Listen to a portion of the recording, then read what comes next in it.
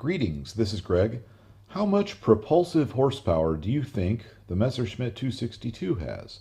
You might think I'm asking the wrong question. After all, jet engines are rated in thrust, not horsepower.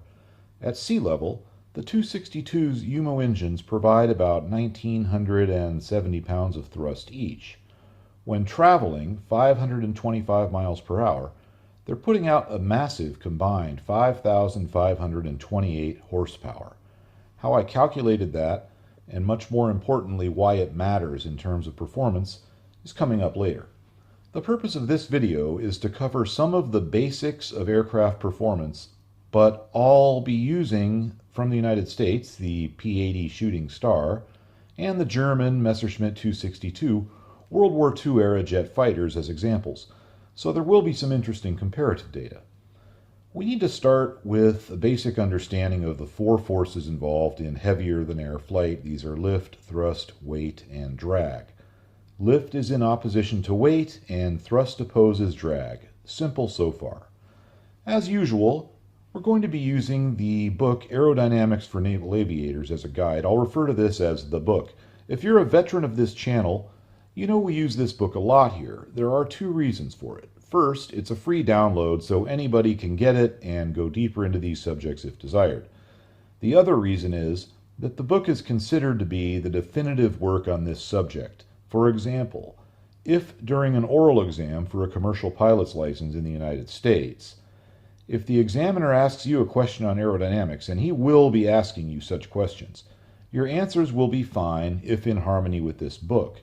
If your answer is something that the examiner doubts or disagrees with, I guarantee you his first response will be, ask you what your source is. And if you say, oh, I read it in some magazine, or I saw it in a YouTube video, or in a book published by some author the guy's never heard of, that is not going to be an acceptable answer. On the other hand, if you can back your answer up with this book, you will be on easy street for the rest of the exam. It's also important to know that many airlines use questions derived from this book during the interview process. It's very common for airlines to ask questions regarding Mach numbers, and thus it's a good idea to review that section before an interview.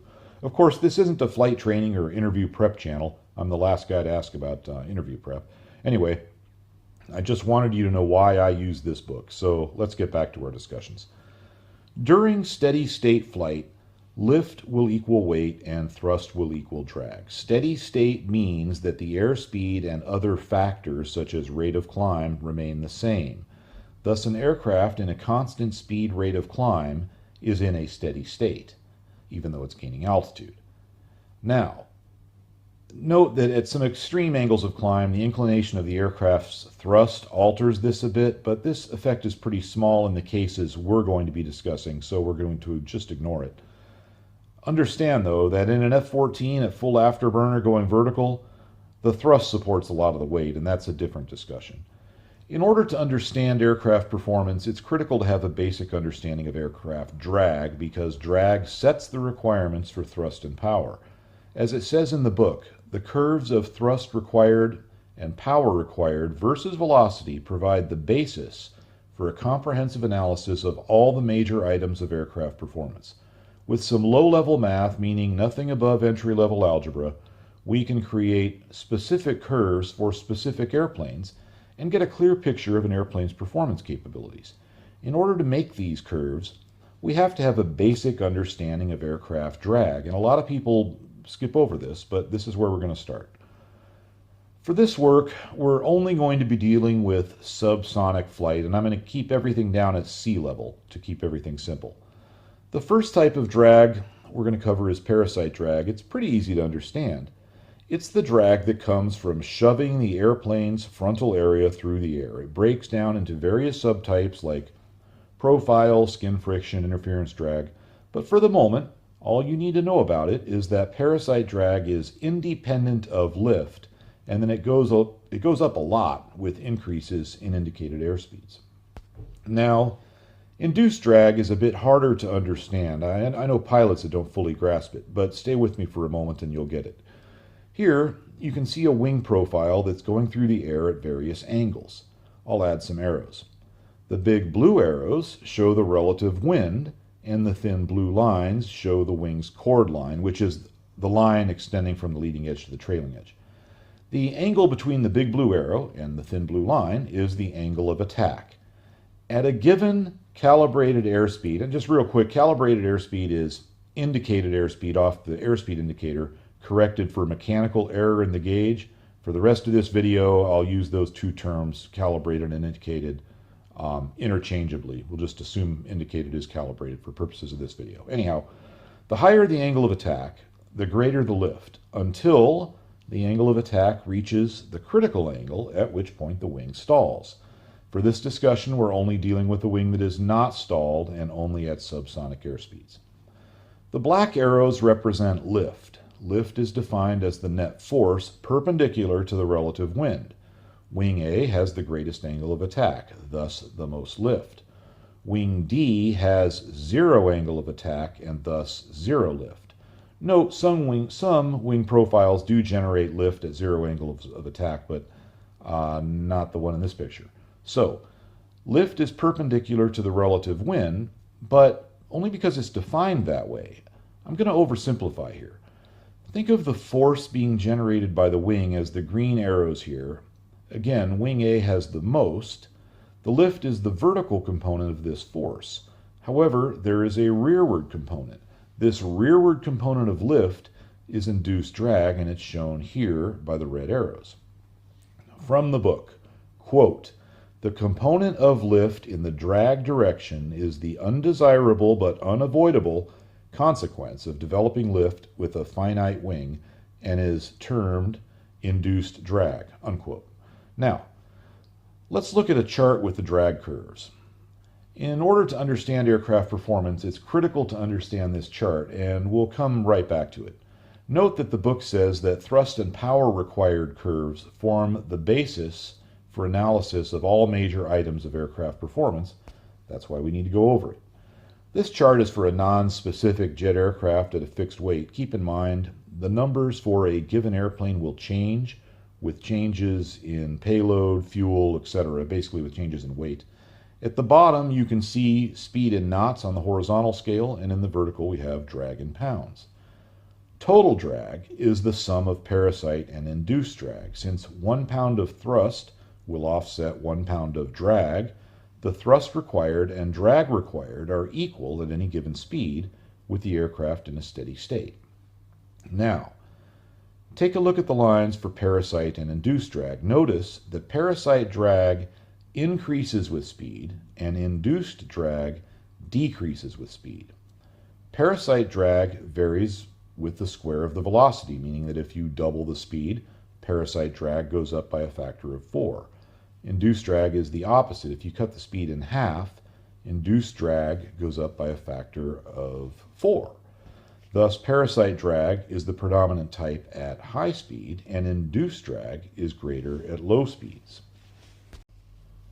Notice the point at which parasite and induced drag are equal is also the speed at which total drag is at its minimum. This is important. This speed is often called the minimum drag speed, or L/D max. It's also the speed at which the airplane has its best glide ratio, and for a jet, gives you the steepest possible angle of climb, sustained angle of climb, and a maximum endurance. Notice drag and thrust requirements at 125 knots on this chart. In this example, we need about 1,400 pounds of thrust to sustain speed and altitude. If we go a little faster, we actually need less thrust. And at L/D max, thrust requirements are at a minimum, hence maximum endurance. Now notice that at just over 200 knots, we have the same thrust requirements we did back at 125 knots. So you can see why pilots generally don't like to operate their airplanes below the L/D max, except when necessary. Not only is the plane very inefficient there, acceleration is very slow, and that can be dangerous. If you get too slow, it's possible your plane won't be able to accelerate at all without lowering the nose and using some helpful gravity, provided you have the altitude to do it. As the plane approaches the stall speed, take a look at that induced drag line. Induced and thus total drag goes up tremendously. It's very possible to end up in a situation where the plane can't hold altitude, and power alone will not allow the plane to recover from its low speed condition. Very dangerous. There have been several airline accidents because of this, even in modern times. Moving on, Regarding the curves for induced, parasite, and total drag, with an understanding of these relationships, we can create a specific chart for any airplane, provided we have a few facts.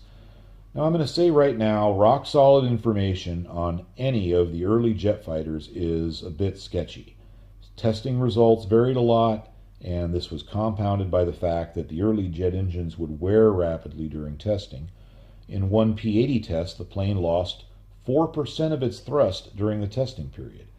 I think this was an even bigger factor in 262 testing for various reasons, although I can't point to a source that specifically says that as I can with the P-80 here, but I'm quite certain that was a factor.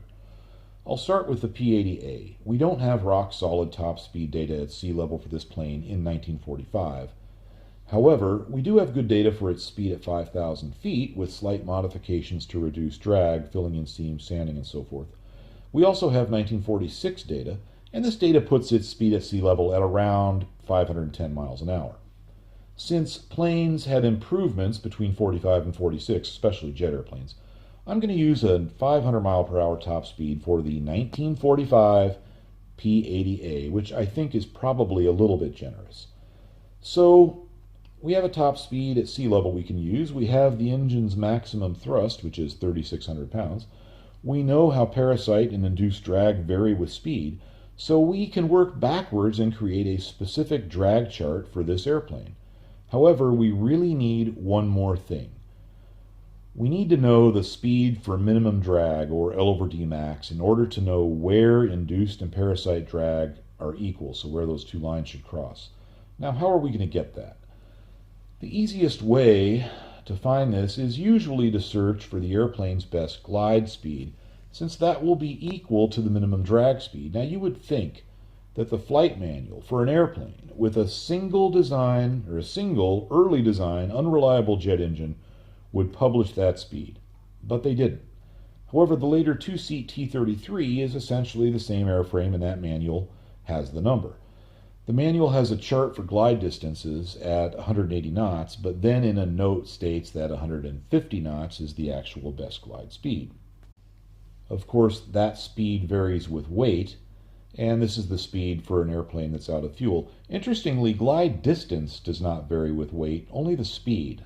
That's something that's kind of hard to get your head wrapped around, but if you think about it for a while, you will. Anyhow, this weight difference is not really a problem. An empty T-33 weighs about 8,400 pounds. Figure in 2 pilots, some equipment, and it's apparent that an out-of-fuel but gliding T-33, as in this example, would probably weigh about 9,000 pounds. Our P-80A was tested at about 11,000 pounds, so we're going to have to correct for that. Now, I don't like the way they express this in the book. It's not wrong, of course, but I think it's a little bit awkward. So define the best glide speed at the new weight divided by the old weight. So 11,000 divided by 9,000. Take the square root of that. Multiply that number by the old best glide speed, which was 150 knots, to get the new best glide speed of 166 knots, which is 191 miles per hour. So let's make a drag chart for the P-80. We have all we need to know. We have the maximum speed of 500 miles an hour. We know the test plane had 3,600 pounds of thrust, and thus 3,600 pounds of total drag at its maximum speed. We know the total is made up of induced and parasite drag, and we know that those two will be equal at 191 miles per hour. Next, we figure out that at 191 miles per hour, induced and parasite drag are both about 515 pounds. So take 500, the speed, maximum speed, divide it by 191.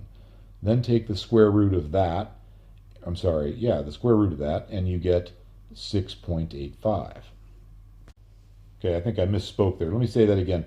And before I do, it seems like a lot of things in aviation are either the square of something or the square root of something, and so that makes it fairly easy to misspeak on this stuff, and I'll try and avoid it. Anyhow, take your 500 mile per hour top speed, divide it by 191 miles per hour.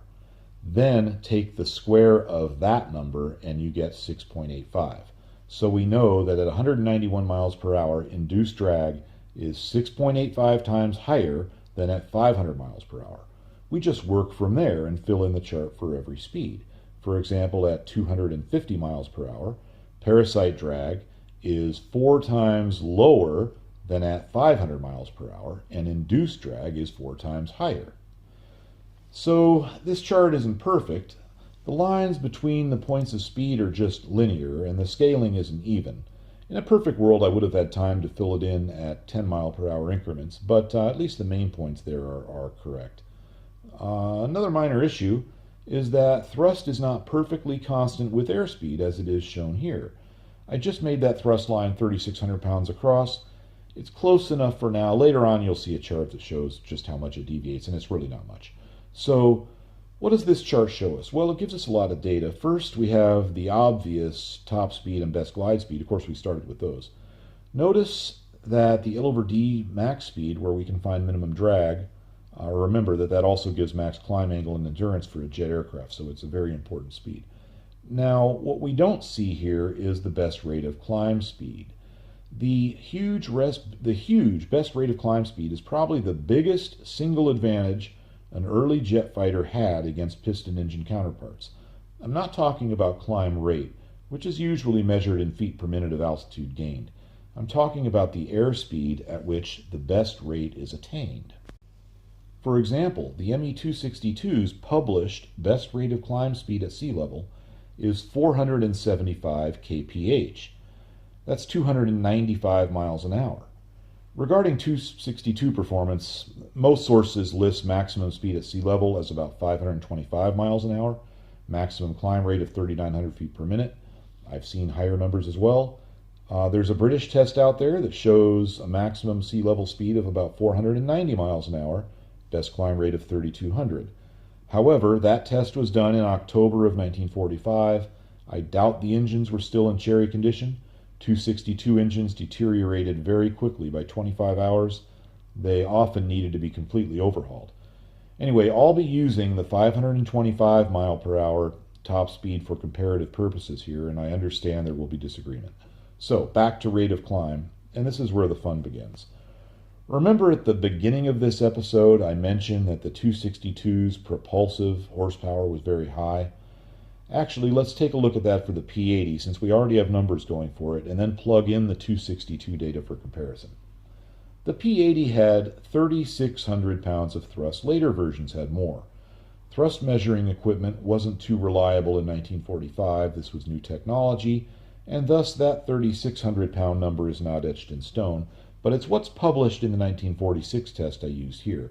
Various sources put the P-80's thrust as high as 3,800 or even 4,000 pounds, so keep that in mind for later. Plus, the waters really get muddied by different engines and different versions and water injection and all kinds of stuff. But in any case, we're using 3,600 pounds. So, let's take a look at the conversion formula from the book. We take our 3,600 pounds of thrust, we multiply it by our velocity. In this case, that's 500 miles per hour, because I want to use the maximum level flight sea level number.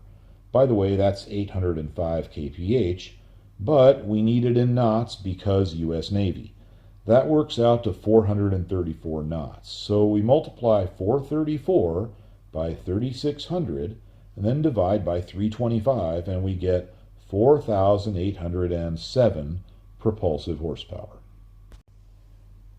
Now at this point you might be a bit confused, and don't worry. First of all, that means you're thinking, and second of all, a lot of this stuff you might have to listen to 2 or 3 times and put pen and paper to it to make sense of it. But what the heck does the aircraft speed have to do with engine horsepower?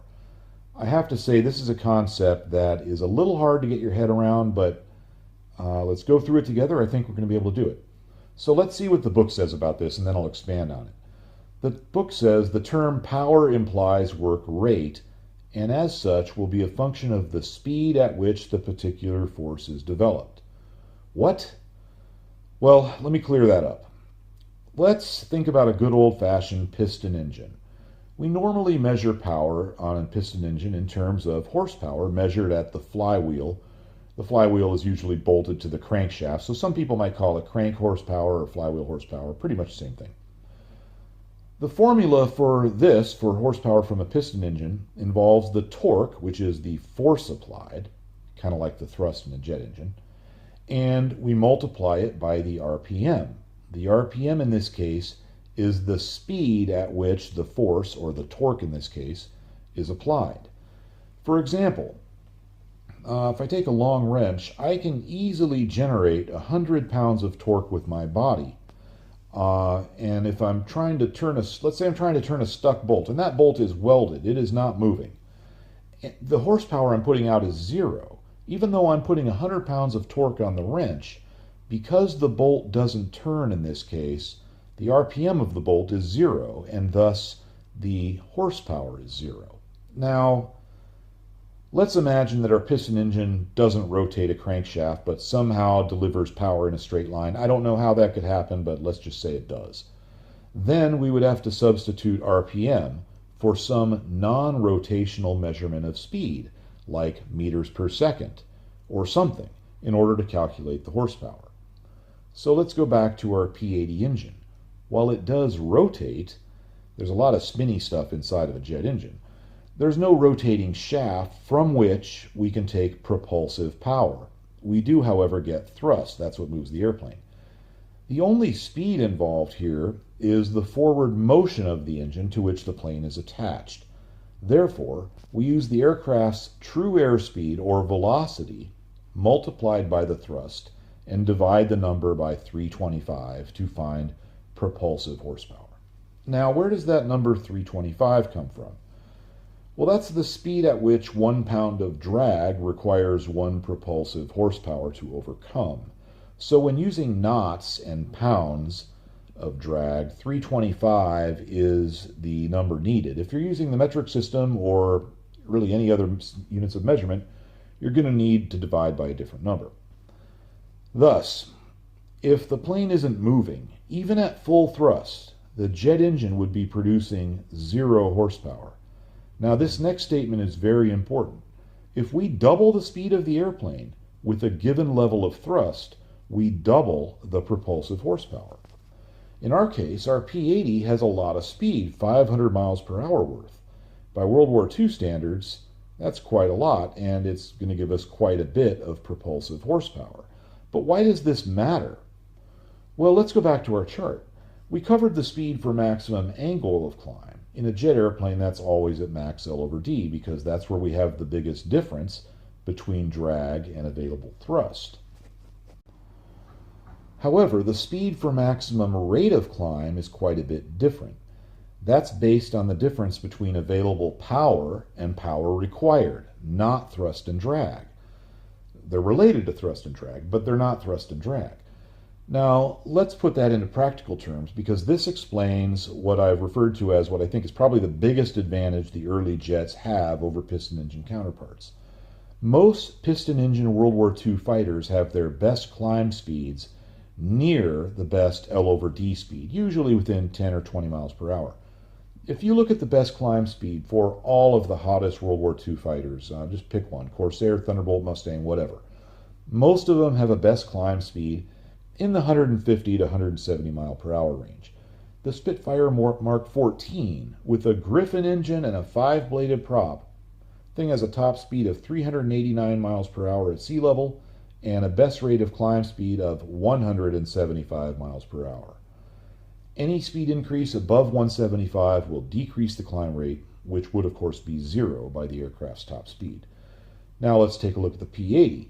Without drop tanks, the plane has a published best climb speed of 370 miles per hour, at which point it's climbing at 4,300 feet per minute.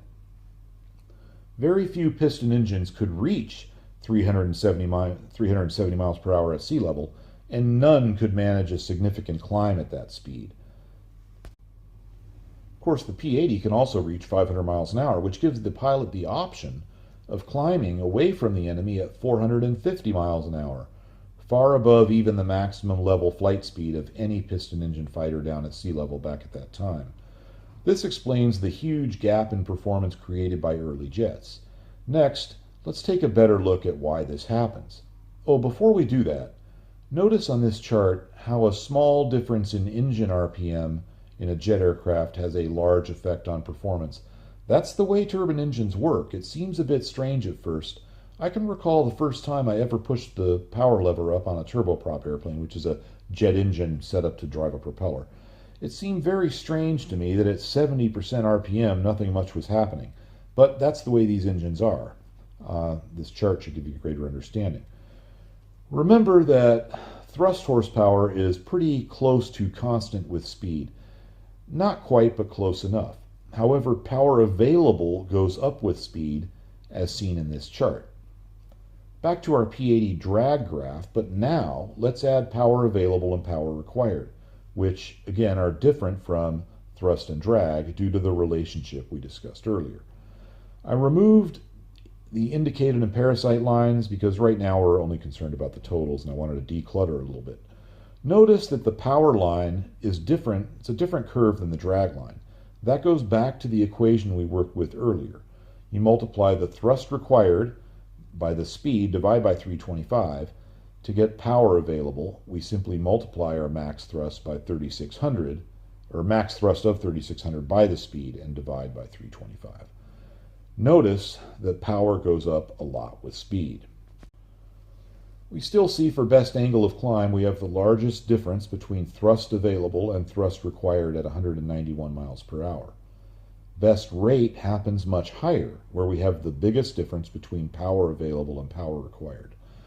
On the chart here, that happens at about 300 miles per hour. However, remember, on this graph, the software makes the lines linear between the points. If you work out the actual math for those intermediate points, the biggest difference here happens near the 320 mile per hour mark. Of course, you might remember a short time ago in this video, we saw that page from the P-80 pilot's manual says best climb speeds 370 miles per hour. That's pretty far from our 320 mile per hour number, so what's going on here? Well, several things, but the main one is that the manufacturer's suggested climb speed, at least in this case, isn't really the best rate speed, which is shown in this report. It's about 40 miles per hour too fast, which puts our number within 10 miles per hour of an official flight test, so hey, that's pretty good. Notice that the difference between available power and power required stays fairly constant throughout a wide range of speeds. That's another advantage of the jet. The climb speed isn't nearly as critical for performance as it is with a propeller airplane. In the P-80, you can see here that that spread doesn't really start to close up until about 400 miles per hour. In fact, now that I think about it, that suggested 370 mile per hour climb speed probably is a really good idea. That extra 40 or 50 miles per hour is going to be worth a lot more than the 200 or 300 feet per minute you'll lose. For comparison, let's just say we put a piston engine into a P-80. We can't squeeze a radial into a P-80 and have it be even remotely realistic. So let's suppose we use a later Merlin like the variant used in the Havilland Hornet here. It had a little bit over 2,000 horsepower, so I'll use 2,000 in this example. Now suppose you could get that into a P-80 without changing the airframe too much and at the same weight and everything, and that would be a real trick, but let's say you do. Now, let's see how that compares. Right away, our peak propulsive power is down to 1760 due to our peak propeller efficiency of 88%. Then it goes down on either side of that peak point. Of course, we don't have concrete data. I mean, this is a hypothetical craft, but in general terms, you can see that the piston engine prop plane just can't compete with the jet. Even if you had a piston engine that could deliver 2,400 horsepower with 100% propeller efficiency, it would still be left behind at any speed above 250 miles per hour and would be way behind by 300 miles per hour. I once read a statement from a pilot who was flying a Corsair. I don't remember what book this was in, but in any case, he was flying a Corsair during World War II over the U.S., and he encountered a P-80 in flight. It was the first time he'd seen one. And as we all know, the Corsair was a massively powerful and fast airplane. Yet the Corsair pilot said the P-80 passed him while climbing, as if his Corsair was standing still. And at that moment, he knew that the age of the piston-powered fighter plane was over, and he was right. So now we have to put up 262 numbers and start comparing. This is a bit of a nightmare because for as well known and popular as the 262 is, there really isn't as much data out there for it as you might think. Certainly not as compared with the P-80. We're going to start with what we do have. I think I'm on fairly solid ground with that 525 mile per hour top speed at sea level. That's 843 kph if you're curious. There are tests showing higher numbers, but I think this is realistic for a plane that was actually in service during the war. Let's keep in mind, too, that this airplane legitimately made it into combat in World War II. It was an operational fighter by any way you want to define that word. The P-80, not really. They did send some to Europe for testing. There were a couple reconnaissance flights apparently flown out of Italy very late in the war. Plane didn't see combat during World War II. I would not want to try and argue that the P-80 was an operational fighter during World War II. Some do make that claim. It just depends on what you mean by operational, I suppose. The 262's wing design is a hybrid NACA design, and what I mean by that is they use two different NACA airfoils, one inboard, one outboard. You can kind of see that when you look at the plane, actually. It might surprise you that the 262 would be using NACA airfoils, but as we've talked about before on this channel, there was a lot of sharing of information right up until the war, and many German planes used NACA airfoils, including nearly all of their piston engine fighters, although usually the Germans modified them and changed the designs a little bit to make improvements. With about 50% fuel, the 262's wing loading is comparable to the P-80's. Of course, it's a different wing design, which gives different characteristics. It appears that the gear up, flaps up stall speed is quite a bit higher for the 262. 128 as opposed to about 110 at the weights we're using. So I'm going to have to take a guess at the best glide speed for the 262, and I'm going to guess 210 miles per hour. The data is absolutely not there in anything I can find on this airplane. But that 210 number, that's an educated guess. I'm not just throwing darts at a dartboard here. The F-86 Sabre has a very similar wing loading to the 262, and both have swept wings. The 86 has more sweep, of course. The Sabre's best glide speed is published at 185 knots, which is 212 miles per hour. So I feel 210 is in the right ballpark for the Messerschmitt. Frankly, a 10 to 20 mile per hour difference here in best glide doesn't make a very big difference in these calculations. You can feel free to try that out. Using these numbers, this is what I come up with for drag. For comparison, the 262 has a bit more induced drag than the P-80, which makes sense. The reason that makes sense is a subject for another video, but trust me, I can look at them and tell you, yeah, the P-80 is going to have less induced drag. But the 262 appears to have a bit less parasite drag. This translates to a small advantage for the 262 in total drag at very high speeds, and an advantage for the P-80 in total drag down low. Let's put up a chart that compares both. To clean up the chart, I just put up the total drag numbers. It's clear here that at about 400 miles per hour, the two planes are almost exactly equal in drag. At higher speeds, the 262 has slightly less total drag. At lower speed, the P-80's advantage of low induced drag starts to show up. By 200 miles an hour, it's very clear. However, the 262 has more thrust, so it has an advantage in excess thrust at all speeds above 150 miles per hour. The advantage is very small, but overall it does result in a higher top speed and will give slightly better acceleration when the engines are at full thrust. Okay, we're not taking into account engine spool-up time. It will also come into play in sustained turn performance, which we're going to come back to. Now, let's take a look at power required versus power available for the 262 as it compares with the P-80. I left the numbers off this one because they overlapped and were unreadable. Maybe I need to get some new chart software. Anyway, the blue lines for power required and power available are for the P-80. The red lines are for the 262. 262 has the greatest difference between the lines at 300 miles per hour. Of course, the lines, again, between the points are linear. I did work out the numbers for the various points, though, between 290 and 310. The actual greatest distance occurs at 295. I'm pretty happy about that because you may recall the maximum rate of climb speed in the manual for this airplane says that it occurs when, the maximum rate of climb speed occurs when maximum power available is at its greatest relative to maximum power required, which in this case happens at 295 miles per hour. And the reason I'm so happy is because that's 475 kph, which is exactly the speed from the 262 manual.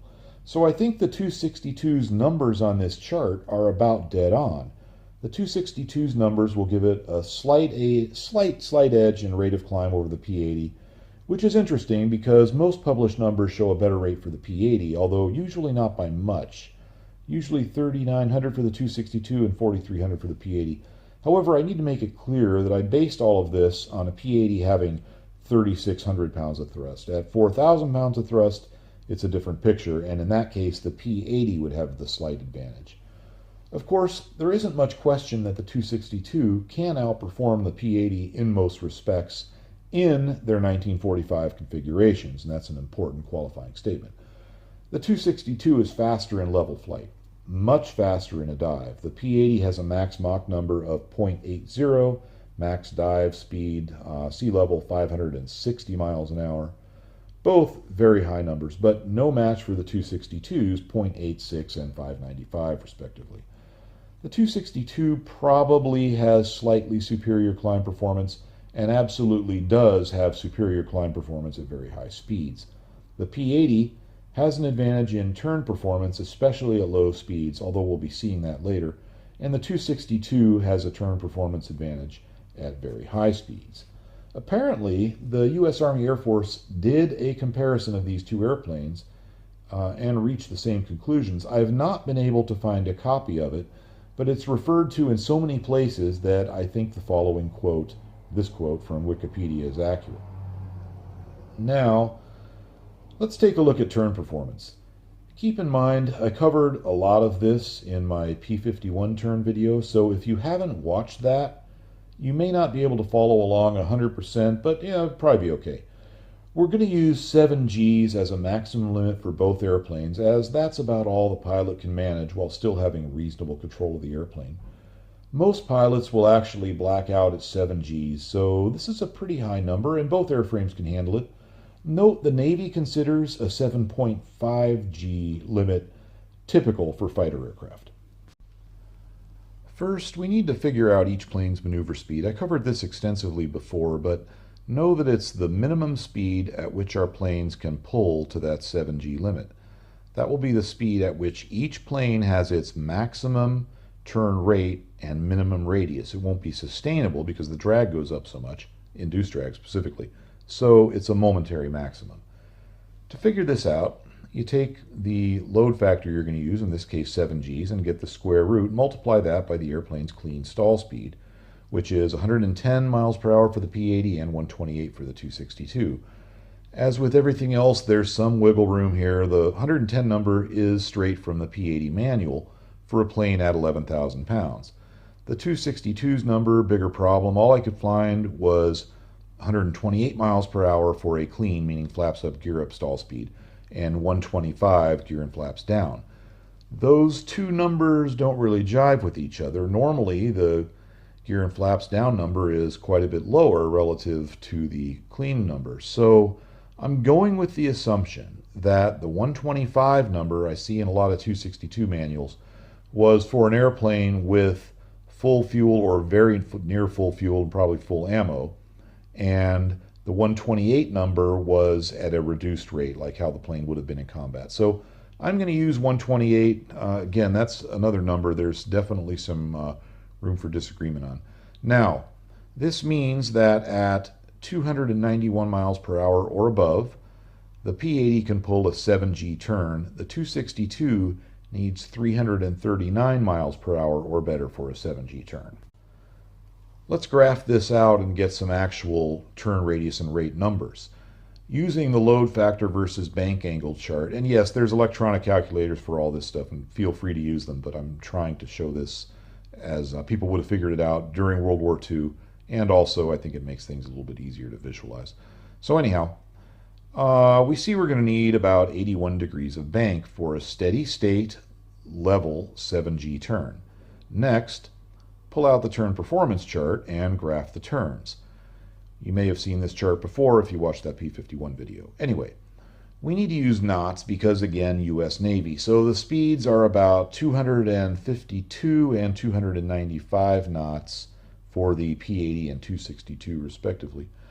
I put a green line here for the 81 degrees of bank and a blue line for the P-80 speed and the line over to the turn radius, and I used red for the 262.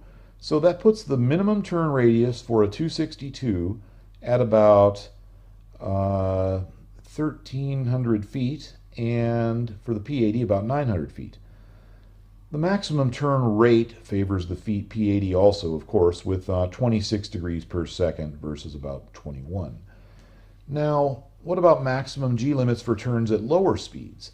This is always going to favor the aircraft with the lower clean stall speed, which in this case is the P-80. That's because your limitation here is based on the stall speed. It's the square root of the load factor multiplied by the stall speed. I'll put up a chart to show these limits for both airplanes. Any G load higher than what's shown here will result in an accelerated stall, which is just like a normal stall but at a higher speed. The comparison is pretty clear. On this chart, at any speed above 350 miles per hour, both planes will have the same maximum levels of turn performance, since the G limit of our fictional pilot is the limitation here. Below that, the P-80 has an advantage.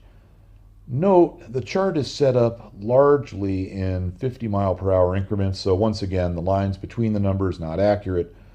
For example, as mentioned, the 262 can pull that 7G limit down to 339 miles per hour. This chart is just showing you big picture stuff. It's important to note that at the bottom of the scale, the 262's limit is 1G, and that would be the limit for any aircraft flying at or very, very near its stall speed. And that means that at that point, its turn radius is infinite. It cannot turn at all at this speed because any additional G-force will stall the wings. So there are some basic rules here we can learn. Regarding the aerodynamic or accelerated stall limits, there's usually a range where the planes are equal due to pilot G limitations, or at least that limitation is going to be determined by the pilot. And there's a range where a plane with the lower stall speed is going to have an advantage in turn rate and radius. In terms of sustained turn rates, which I'll get to, there will be a range where the faster plane always has the advantage. As an example, from 339 miles per hour and up, both planes here are G limited by the pilot. So they both have the same turn performance in terms of short-term radius and rate of turn. At speeds below 339, the P-80 can always pull a higher G load, at least for a short time. Now, we need to look at sustained turn performance. This will normally be thrust limited. In other words, it's determined by your excess thrust. Although at some very low speeds, it'll end up being stall limited. This book does not give a specific speed which is always best for maximum sustained turn rate. Various aircraft manuals suggest using the best rate of climb speed for this purpose. The F-86 Sabre manual is very clear about this. So we'll look at that speed. The best rate of climb speed for the 262 is 295 miles an hour. It's about 320 for the P-80. I'm going to calculate sustained turns for 300 miles per hour since I already have the drag data there for both airplanes. At this speed, the 262 has 300 pounds of induced drag. That's going to go up as the square of the load factor. Aerodynamically, we can pull 5.4 Gs at this speed in the 262, so that's our maximum limit at this speed. However, if we do that, induced drag will go up 29.16 times. That's going to put our induced drag at 8,748 pounds, plus the parasite drag of 1,251 pounds, and we are obviously way above the amount of thrust our engine can offset, which is 3,600 pounds. So we could pull that 5.4 Gs, but the plane will slow down very quickly. Let's tone it down a bit and see what we can sustain. It turns out that we can sustain 2.88 Gs at 300 miles per hour in the 262. That's because 2.88 squared times the induced drag plus the parasite drag is just less than the max thrust available. By the way, that's the only time in this video I'm going to round, I'm going to go into the second decimal point. I'm generally going to round down to the nearest tenth. I just wanted the math to be super accurate in that particular example. Now, what about the P-80? It has a lot less induced drag, and so as you can see, it fares pretty well here, not only can it manage to pull 7 Gs at 300 miles per hour aerodynamically, no problem, it can sustain 3.3 Gs at 300 miles per hour. So it beats the 262 in turn performance here, no question about it. Now, the 262 is a faster airplane. Faster airplanes, as I've said, will always have an advantage in sustained turn rate above some speed. I seem to remember reading in an F-14 manual that, or maybe, I don't remember if it was anecdotal or what, but the thinking in the F-14 community was that there were some planes that were faster and there were some planes that were slower, but there was no plane that was both faster and slower than the F-14 Tomcat. Thus, they always had an advantage somewhere. And that's I don't know if that's still true with the F-14, probably not. Plus, they're out of service, except for the Iranians, they have some. In any case, it's an important concept to keep in mind. If you're in a faster airplane, above some speed, you will have an advantage in turn performance. Now here, above 450 miles per hour, both planes can reach 7 Gs. The P-80 can sustain 2.6, which is incredible, but the 262 can sustain 2.9 Gs. Those numbers are, by the way, just way higher than any piston engine fighter.